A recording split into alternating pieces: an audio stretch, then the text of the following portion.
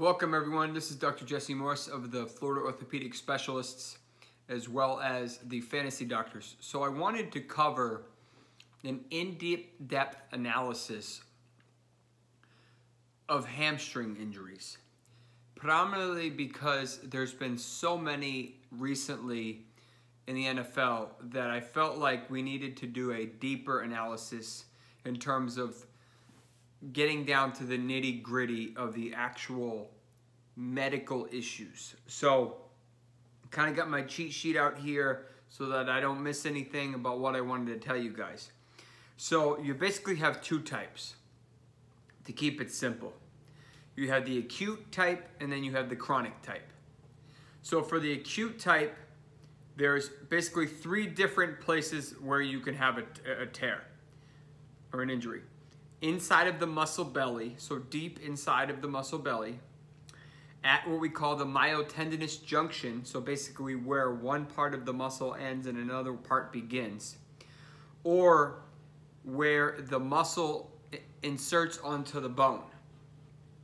What can happen is you can actually rip off that from the bone and pull a little piece of bone with it. That's called a tendinous avulsion. So, you know, the question that always becomes, if it's an acute injury, and I'll tell you basically what that entails in a minute, is it where the muscle inserts onto what we call the ischial tuberosity or the posterior bottom of the hip, or is the issue in the middle of the muscle? You know, two different locations or two different treatment plans, two different expectations for timelines to return. So, the acute injuries have a tendency to happen in what we call the eccentric phase. So the eccentric phase is typically seen in sprinting, in kicking, or in like water skiing. So why is this part important? Because the sprinting is typically what you see in your football players. Kicking is what you're going to see in any of your soccer players or any like field goal kickers, that type of stuff. Water skiing is just a unique thing. That's when these happen. So they correlate with what the person was doing, and you go from there. So the other question you have to ask yourself for an acute injury is this a high-speed strain, which usually means it's deep within the muscle, or is this a slow speed stretch injury? If this is a stretch injury, that's most likely going to be more challenging to treat because they don't heal as well and they re-injure, unfortunately, quite easily. So now I'm going to briefly talk about what chronic injuries are within the hamstring and how this is different. So an acute tendinitis is an inflammation of the tendon or muscle, to make it easy. A chronic tendinopathy is that acute injury that continues to smolder over time. So you're talking about 6 months, a year, longer. Long injuries that aren't just they happened yesterday or they happened last week. This is something that's been brewing for a while. You may remember when it happened and it just has never gone away. So this is typically seen at what we call the proximal origin, or the where the buttocks and the hip muscles in the back start and where the hamstring muscle comes off of that. This is typically where you see these. So if you have a chronic tendinopathy, you're going to see this typically with pain with seating, with being seated or sitting. Any hill running will typically aggravate or exacerbate this pain. And then any high-speed running will also exacerbate this pain. So these are three things that like, oh, that's what happened, yeah. And it may not be a big, loud, angry pop. But it may be just kind of this smoldering, annoying, throbbing pain. And that's more of a chronic tendinopathy as opposed to an acute tear. All right, so let's differentiate between acute tear and chronic tendinopathy from a symptom perspective. So if it's an acute injury, you're going to have a pop. It's going to be very dramatic. Usually some patients will tell me, I feel like I got shot in the back of the leg. Like, whoa, what was that? That is an acute tear. Whereas chronic injuries are more insidious. They're slow, they're nagging, that type of thing.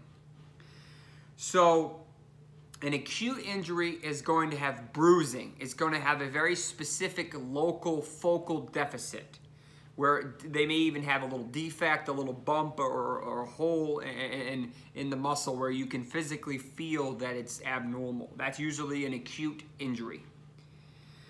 In both, you're going to have pain with resisted knee flexion and hip extension. That's just one of the things that happens with hamstrings, unfortunately. With chronic injuries, as I said, you will have pain with being seated and you will have pain with the increased running speed. You're also going to have some radiation to the posterior thigh with the chronic injuries. You can have occasional sciatica or that sharp stabbing intermittent pain going back down the back of your leg. It could even all the way go to your foot. And particularly with the chronic injuries, you can have some IT band swelling. Now, the IT band is a thick kind of fascial layer that connects the hip on the outside to the knee, and it runs down the side of your leg. And with chronic injury, sometimes that can get angry as well. So one of the things that's important with an acute injury is to get an x-ray or to get an AP, what we call AP view, a forward view of the pelvis, to see if there is any bone that popped off of or tore off of that bone when the tendon and muscle got angry and popped off. That's a big deal if that came off. That's a significant injury. Now, MRIs can be very helpful particularly for acute injuries, because it will tell you the extent of the injury. If it's very mild, you may not see much damage. You may see a little bit of swelling, a little bit of edema. If it's more significant, like a grade 2, that's going to be significantly more swelling, a lot more edema. You'll see the muscle fibers are usually nice and pretty. They're kind of lined up horizontally, almost like strands, or almost like sheets of paper, but thicker. If you see a tear or something, you're going to have a lot of disruption in that, and it's going to be kind of crazy, or you can even see a hole there. The more black or swelling and edema, the worse it is.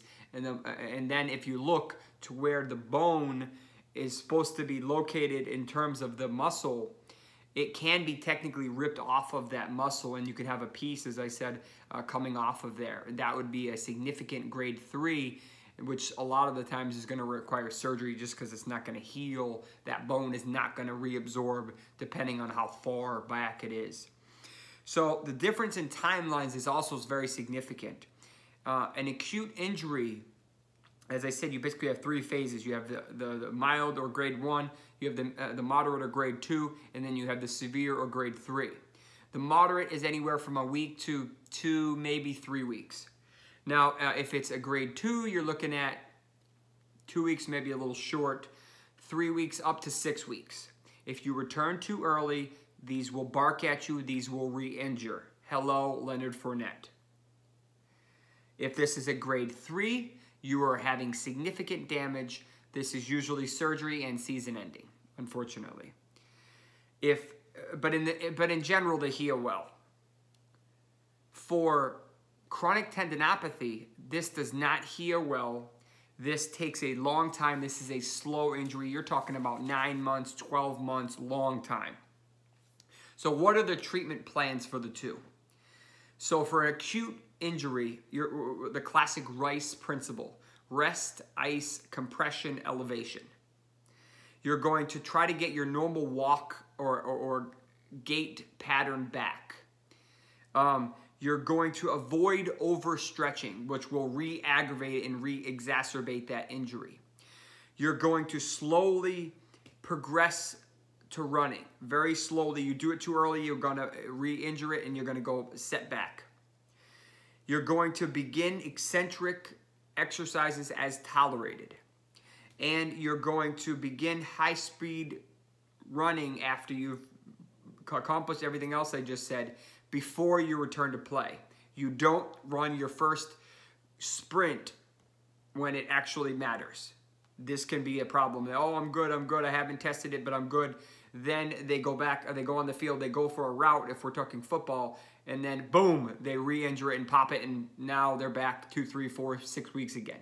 So this happens. You need to test these significantly, and if you're not ready, you're not ready. The issue with acute strains is that they are a high risk for recurrent injuries. And we've seen this, Will Fuller. Last year we had Corey Davis. This year we also had Leonard Fournette. We have Marlon Mack of the Colts. We have Dalvin Cook of the Vikings. All of these guys have all re-injured their hamstring already, and it's only been a couple weeks since they, quote-unquote, got better. Okay? This happens. They're not supermen. These are normal timelines. Unfortunately, this takes time, and they want to rush it, and you can't rush these. How do you treat chronic tendinopathy? Eccentric strengthening program is vital. There's something called the Nordic hamstring curl, and you can look it up, Google it. Studies and data have showed this dramatically decreases the risk of hamstring tendinopathy in the long run if you do it. But most people will not do it, and they will deal with this. You need core strengthening, you need hip strengthening, you need agility. All of these play a big role. They need to correct the mechanisms that are incorrect, that are leading to this recurrent issue. And they also can consider corticosteroid injections in a specific location and in a specific population at the tendon, not at the muscle, but you have to be very careful. And other modalities like PRP and like what we call BMAC, or bone marrow aspirate concentrate stem cell. Surgery is rare in these, but it does happen, and hopefully it never comes to that. So that's what I have, an extensive review of hamstring injuries, an in-depth analysis. This is Dr. Jesse Morse of the Florida Orthopedic Specialist in Stuart and Port St. Lucie, Florida. And I also discuss a lot of injuries on the Fantasy Doctors. Feel free to send me comments, questions, concerns. I'd love to hear your thoughts. Take care, guys. We'll talk soon.